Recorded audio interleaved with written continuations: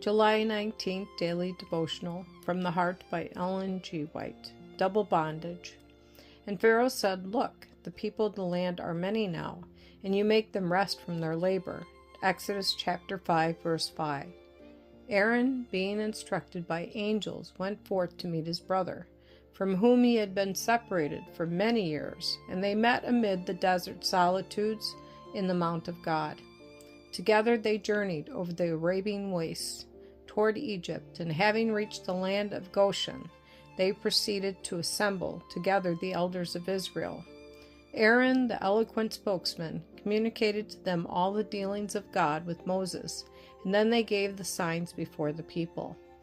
The people believed, and when they heard that the Lord had visited the children of Israel, and that he had looked upon their affliction, then they bowed their heads and worshipped.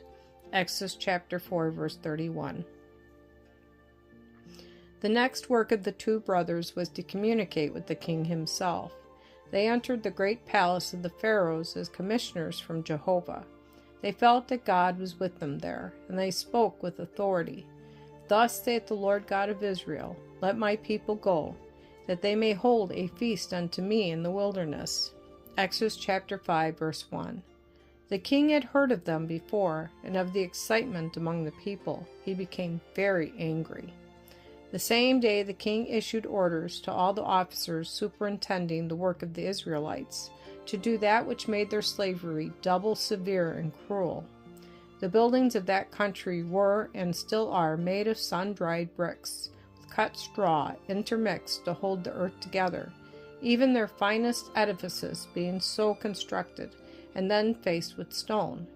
The king now commanded that no more straw should be issued to the workmen, but the same amount of brick was rigidly required. When the unfeeling requirement of the king was put in force, the people scattered themselves throughout the land to gather stubble instead of straw, but they found it impossible to accomplish the usual amount of labor. For this failure, the Hebrew officers as well as the people were cruelly beaten. The Hebrews had expected to be released from the bondage without any particular trial of faith or any suffering on their part, but they were not yet prepared to be delivered. They had but little faith and were unwilling patiently to suffer their afflictions until God should work for them a glorious deliverance.